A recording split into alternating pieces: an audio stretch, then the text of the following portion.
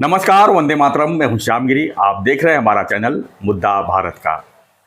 आज का हमारा मुद्दा है महाकुंभ का। जी हाँ, महाकुंभ में जिसका डर था वही हो गया। आज मौनी अमावस्या है, भारी संख्या में लोग वहाँ पर जुटे हुए हैं। 2 दिन पहले से ही लोगों की जमावड़ा शुरू हो गई थी बड़ी संख्या में। लेकिन प्रशासन की तरफ से पूरी तैयारी की गई थी। लेकिन कहावत है ना कि एक चिंगारी बड़ी आग में तब्दील हो जाती है। उसी तरह कुछ एक की वजह से जो है, छोटी सी चीज़ों की वजह से बड़े हादसे हो जाते हैं।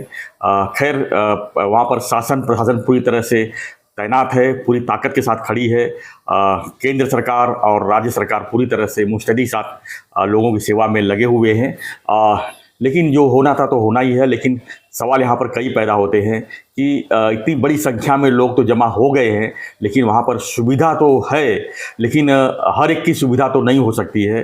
कुछ न कुछ तो समस्याएं आ ही जाती है। ज़रा सोचिए, आपकी 10 से 15 किलोमीटर के रेंज में अगर 10 करोड़ लोग एक साथ जमा हो जाएंगे तो क्या हालत होगी। वहाँ के लोगों की क्या हालत होगी, जो लोग वहाँ पहुँचेंगे उनकी क्या हालत होगी। जहाँ पर कैपेसिटी है करोड़ 2 करोड़ की, वहाँ पर 10 करोड़ लोग जमा हो जाएंगे। वहाँ पर छोटी छोटी घटनाएं तो होती रहती हैं, लेकिन प्रशासन तो इसकी जांच तो करेगा ही। सवाल यही उठता है कि अराजक तत्व जी की बात अगर करें तो अगर अनुशासन में कोई भी चीज़ होता है तो कंट्रोल हो जाता है। लेकिन कुछ अराजक तत्व लोग हैं जो हमारे साथ में, हमारे बीच में ही होते हैं। वो छोटे से गड़बड़ी को पैदा करने की पूरी कोशिश करते हैं और उसमें कामयाब भी हो जाते हैं। कहीं ना कहीं ये घटना जो है उसी का परिणाम है। और इसकी जांच में जो है अगर कोई खामियां हैं तो सामने आनी ही चाहिए। फिलहाल अभी इस समय जो है आज मौनी अमावस्या के अवसर पर जो है लोगों को जो है किसी तरह स्नान हो जाए, इसी में प्रशासन लगा हुआ है। इसी पर हम चर्चा करने के लिए हमारे साथ में हैं नवभारत के वरिष्ठ पत्रकार शिवप्रकाश मिश्रा जी। हम जानने की कोशिश करेंगे अपने चर्चा में कि क्या होना चाहिए था और क्या हो रहा है, क्या सब कुछ सही नहीं हो रहा है। ये भी एक चर्चा का विषय है। सर, स्वागत है आपका। क्या कहेंगे महाकुंभ के भक्तों के लिए, खासकर जिस तरह से इसकी रूपरेखा बनी, जिस तरह से इसकी पब्लिसिटी हुई, आज हर कोई चाहता है कि वहाँ पर जाके स्नान करे और पवित्र संगम का जो है अपने आप को पवित्र, यही जो आपने कहा कि पवित्र संगम जी, जो जिस तरीके से इसे बहुत तरीके से प्रचारित किया गया। आज खैर मौनी अमावस्या का दिन है जी, और ये सबसे बड़ा, सबसे प्रमुख स्नान, 5 स्नानों में ये सबसे प्रमुख स्नान इसे ही माना गया है और माना गया था। और उस तरीके से प्रशासन ने तैयारियां भी की थी। जैसे आपने कहा कि 10, 12, 15 किलोमीटर के रेंज में यदि 8 से 10 करोड़ लोग जमा हो जाएं तो क्या स्थिति होगी, इसको समझा जा सकता है। इसकी कल्पना भी नहीं की जा सकती। वैसे आपको मैं उदाहरण दे दूं, मुंबई महानगर, मुंबई की आबादी 2 करोड़ से कुछ ज़्यादा होगी। लेकिन यहाँ भी आप देखिए, बोलते हैं ना मुंबई हादसों का शहर कहा जाता है।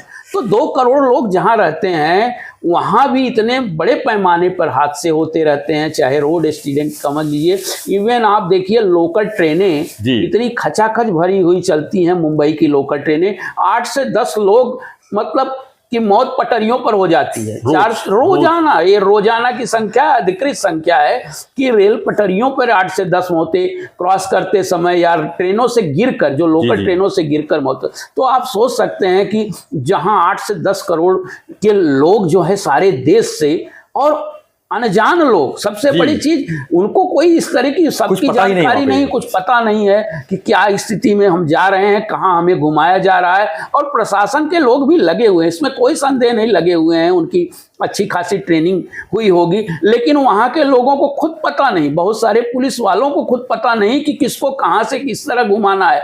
उनके पास भी अब इतना आसान नहीं, अधिकारियों के पास नक्शे होंगे लेकिन प्रशासन के पास, लेकिन जो आम पुलिस कर्मचारी लगा हुआ है वो देख रहा है कि सुरक्षा है। लेकिन जो घटना हुई है ये बहुत दुर्भाग्यजनक घटना है। इसके पीछे के कारणों की जांच प्रशासन, शासन कर ही रहा है, करेगा। लेकिन यही सब चीजें आती हैं ना। अब देखिए, देखा गया उसमें बच्चे भी बड़ी संख्या में, और महिलाएं देखिए, एक आस्था के प्रति महिलाओं का एक अपना, हमारे देश की महिलाओं का एक अलग ही अपना बोलते हैं ना लगाव होता है। तो उसमें देखिए महिलाएं हताहत ज्यादा हुई हैं, महिलाएं ज्यादा घायल हुई हैं, क्योंकि अब उनका अपना देखिए है, बड़ी संख्या में वो जाती भी हैं और उसके साथ बच्चे हैं। बच्चों पर तो बिल्कुल रोक लगनी चाहिए। ऐसे इतने बड़े आयोजन पे करोड़ों लोग जहाँ जमा हो रहे हैं, वहाँ बच्चों कि अब देखिए बहुत सारे लोग बीमारियों पर भी चर्चा करते हैं, इतनी ज्यादा गैदरिंग है वहां पे, इतना, एक तो ठंडी का मौसम है इसलिए पता नहीं चल रहा है, यदि यही दूसरा मौसम गर्मी का मौसम हो तो ये स्थिति क्या हो सकती है, कितना विकराल।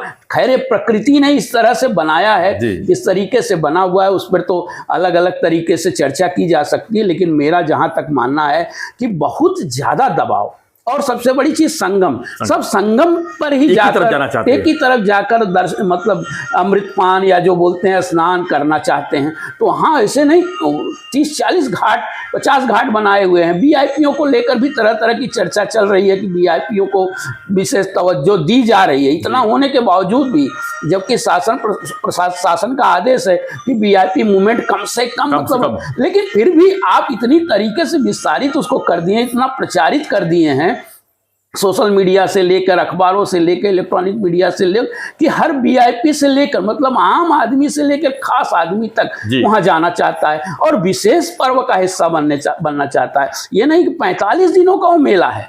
मैं इलाहाबाद विश्वविद्यालय का छात्र रहा हूं, मैंने खुद कुंभ को और मेलों को मैंने अटेंड किया है। हम लोगों का 10 दिन का शिविर लगता था एनएसएस का, नेशनल जो होता है सोशल सर्विस का, एक इस हम लोगों का शिविर, बच्चे इलाहाबाद विश्वविद्यालय और कॉलेजों के बच्चे वहाँ व्यवस्था में हाथ बटाते रहते हैं, बटाते रहे हैं और अब भी व्यवस्था में। तो हम लोगों ने वहाँ की व्यवस्था अव्यवस्था दोनों का आलम झेला है। तो जब 1 करोड़ 2 करोड़ 3 करोड़ लोग जाते थे तब इतनी अव्यवस्थाएं होती थी। आज जब 10 करोड़ लोग जा रहे हैं तो कितनी अव्यवस्था होगी, इसका अंदाजा सहज लगाया जा सकता है। लेकिन फिर भी शासन प्रशासन की जितनी प्रशंसा की जाए कम है कि उन्होंने व्यवस्था की है। लेकिन अब अधिकतर लोग जरूरत से ज्यादा मतलब भार इतना ज्यादा उस पर हो गया है और बोलते हैं सब संगम मार्ग की तरफ ही सब जाने के लिए एक ही दिन आना है और एक ही दिन मौनी अमावस्या के दिन स्नान करना है। और भी तिथियां हैं और लगातार तिथियां हैं, मतलब तिथियां क्या 45 दिनों का मेला है, महाशिवरात्रि तक मेला है। तो लोग, लेकिन उस दिवस को, उसकी महत्ता को इतनी तरीके से हमारे साधु संत या हमारे पंडित या जो भी हैं तो उसको उतनी तेजी से प्रचारित करते हैं कि उसको लेकर आम आदमियों में, आम भक्तों में, आम श्रद्धालुओं में ये एक आकांक्षा बन जाती है कि नहीं इस दिन मैं स्नान, अरे मैं कहता हूँ जैसे मंगलवार ठीक है, शनिवार हनुमान जी का दिन है या सोमवार शंकर जी का, तो सोमवार को अगर आप देखेंगे सोमवार को डबल तिबल हो जाता है काशी विश्वनाथ में। बनारस में इवन आप इलाहाबाद की बात छोड़ दीजिए, प्रयागराज की, बनारस में इतनी ज्यादा भीड़ हो गई है, विंध्याचल में इतनी ज्यादा भीड़ हो गई है, अयोध्या में इतनी ज्यादा भीड़ हो गई है कि प्रशासन के हाथ पांव फूल गए हैं। ऐसा नहीं, और ज्यादातर प्रशासन का ध्यान प्रयाग में है। हम खुदा न करे, मतलब ईश्वर न करे कि ये घटनाएं, अगर इस तरह की घटनाएं बनारस में भी घट सकती हैं, इस तरह की घटनाएं विंध्याचल में घट सकती हैं, इस तरह की अयोध्या में घट सकती हैं, तो इस तरफ से प्रशासन को थोड़ा सा, शासन को भी इस तरफ ध्यान देना चाहिए। कैसे पर्वों को बहुत ज़्यादा प्रचारित मेरा मानना है अपना कि बहुत ज़्यादा इतना प्रसारित न किया जाए, इतना प्रचारित न किया जाए, उसको एक तरीके से बोलते हैं ना, विरोधी पक्ष कर रहे हैं इवेंट की संज्ञा। छोटा सा एग्जाम्पल जी, मुंबई का दे रहा हूँ मैं जी, कि गणेश उत्सव होता है। हाँ जी, हर घर में गणपति होते हैं, हर पंडाल में गणपति होते हैं, लेकिन लाल बाग के यहाँ जाने के लिए पूरे देश से लोग आके वहाँ पर इतनी भीड़ कर देते हैं कि यहाँ के लाखों की संख्या में, देखिए ना, अभी लोगों का आस्था का विषय अगर सैलाब उमड़ जाता है। गणेश जी हर जगह है, लेकिन वो लाल बाग का दर्शन के लिए लोग किस तरह टूट पड़ते हैं। नहीं तो ये चीजें वही ना, कहीं कहीं जो है चीजें विश्वास और अंधविश्वास के बीच ना। अब ये कहा गया कि हर 12 साल था, लेकिन इस बार 144 साल बाद महाकुंभ आएगा सर, उसको लेकर जो है लोग ज्यादा उत्साहित। 144 साल बाद नहीं, वो एक शुभ मुहूर्त, और ये नक्षत्र जो होते हैं हर बार नक्षत्र बदलते हैं, उसके बाद अगले 12 साल में आने वाला भी हो सकता है वो 156 साल बाद आए जी। ये 144 साल बाद आया, वो 156 साल बाद आएगा वो मुहूर्त जी। तो ये तो ग्रहों दशाओं बदलती रहती, ये तो हमारे, वही तो मैंने कहा कि ये मैं अपमान करने का मेरा कोई इरादा नहीं है, लेकिन हमारे जो पंडित हैं, हमारे ज्योतिषी हैं, जो शास्त्री हैं, और उस तरीके से जो मीडिया उसको थोड़ा सा उछाल के उन्होंने कह दिया कि ये शुभ संयोग जो है, मतलब ये ग्रह नक्षत्र जो है ये इतने साल बाद आए। अरे भाई, ऐसी संज्ञा है, कुछ ग्रह नक्षत्र 500-500 साल तक वो अपने ग्रहों की परिक्रमा करते रहते हैं और उसमें आते हैं उस घेरे में। तो आप उसको किस तरीके से लोगों के सामने प्रस्तुत कर रहे हैं, आप उसको इवेंट बना के प्रस्तुत कर रहे हैं या उसको मार्केटिंग उसकी किस तरीके से कर रहे हैं, उस पर बहुत ज़्यादा निर्भर करता है। तो इसको लोगों को भी सोचना चाहिए। हालांकि हमारा देश जो है एकदम आस्था प्रधान देश है, धर्म प्रधान देश है। जितनी ही ज़्यादा विसंगतियां हैं, जितना ही ज़्यादा लोगों में अशिक्षा भी है, गरीबी भी है, उतनी ही ज़्यादा श्रद्धा भी है। तो उनकी श्रद्धा पे तो सवाल नहीं उठाया जाता। हाँ, व्यवस्था पे तो सवाल उठाना लाजमी है, व्यवस्था कर भी रहे हैं। अभी आपने प्रचारित कर दिया पूरे देश से लोगों को आना है जी, लेकिन फ्लाइट का रेट 5 गुना बढ़ गई है। ट्रेन में टिकट अवेलेबल नहीं है, बसों की सुविधा नहीं है। आप अगर हम मुंबई से अगर जाना चाहें इलाहाबाद के लिए, कोई बस की सेवा है ही नहीं। अभी यहाँ पर बीजेपी गवर्नमेंट है, केंद्र में बीजेपी गवर्नमेंट है, उत्तर प्रदेश में बीजेपी गवर्नमेंट। अभी सुविधा तो दो लोगों को। एक आम आदमी को वहां तक पहुंचने के लिए आज कितनी मशक्कत के साथ पहुंच रहा है। बिल्कुल, तो उसका टारगेट वही रहेगा कि हमको स्थान वही करना है, उस स्थान पे करना है, उसी तिथि पे करना है। जो टारगेट बनाया है, प्रॉब्लम होती है। आप बताएं, आपको कि नहीं, जिनको लाखों गाड़ियां गई हैं, पूरे देश से लाखों की गाड़ियां गई हैं, 15-15 किलोमीटर हाईवे जाम है, सब चारों तरफ रोक दिया गया है। ट्रेनें एकदम फुल है। कितनी ट्रेनें चलाएंगे? प्रयागराज से हर 4 मिनट पे स्टेशनों से ट्रेनें चलाई जा रही, जैसे लोकल ट्रेनें यहाँ चलती थी, हमारे यहाँ 2-2 मिनट पे लोकल ट्रेनें। कितने लोगों को आप ले जाओ? एक ट्रेन में ज्यादा 2000 से 2500 लोग आएंगे। नहीं, देखिए, बहुत बड़ा देश है, बहुत बड़ा इसका एक तरीके का जो कहते हैं ना, प्रयास जो है कितना भी करिए ये कम ही होगा, इसमें कोई संदेह। लेकिन कम से कम व्यवस्था के ऊपर तो निगरानी रखनी पड़ेगी। व्यवस्था में थोड़ी सी अव्यवस्था आई है। देखिए, इतना बड़ा पर्व है, उसमें एक भी व्यक्ति का घायल होना, हमने कहा ना कि मृत्यु होना, गाड़ी आग जी, बड़ा आग तो वो क्षम्य तो नहीं है, बिल्कुल वो ठीक नहीं है, दुर्भाग्यजनक ही है। अब इतनी भीड़ में कुछ असामाजिक तत्व भी तो होंगे ही। बिल्कुल बिल्कुल, हर जगह। वहां तो बोलते हैं ना, वो अमृत पान करने के लिए और या देवदानव दोनों जुटे हुए हैं, राक्षस भी होंगे वहां पर। बिल्कुल जुटे हुए हैं। इतना बड़ा समागम है, तो उस पर कोई शंका नहीं व्यक्त की जा सकती। अलग अलग तरीके से उसको प्रचारित भी किया जा रहा है। कुछ लोग वहां बहुत खुश भी हैं, कुछ लोग बहुत नाराज हैं, जिनकी व्यवस्था नहीं हुई है, जो भी अभी कल्चर में नहीं है। तो ये सारी चीजें तो चलती, लेकिन इतना बड़ा आयोजन 10 से 12 करोड़ लोग का एक साथ जमा होना अपने आप में असंभव सा भी लगता है। व्यवस्था भी चरमरानी ही, निश्चित रूप से चरमरानी ही है, लेकिन कम से कम कुछ चीजों पर तो रोक लगनी चाहिए। कुछ व्यक्तियों को भी इस तरीके से वो करना पड़ेगा, समाज में भी, कि ऐसे कार्यक्रमों में, ऐसे आयोजनों में मतलब थोड़ी सी अपनी जो आस्था है या अपनी इच्छा है उसको नियंत्रण में करके चलें। अब देखिए, एक तरीके से ये पर्व आम आदमी के, लेकिन ये सब जो मुख्य स्नान है जो ना, ये पर्व साधु संतों के लिए हैं। मैं तो कह रहा हूँ, जो तप करते हैं, जप करते हैं, और बोलते हैं देखिए अखाड़ों के लिए अलग स्नान की व्यवस्था की गई है। उनका ये परंपरा चली आ रही है हमारे देश में कि देश भर से नागा साधु जुड़ते हैं, वहाँ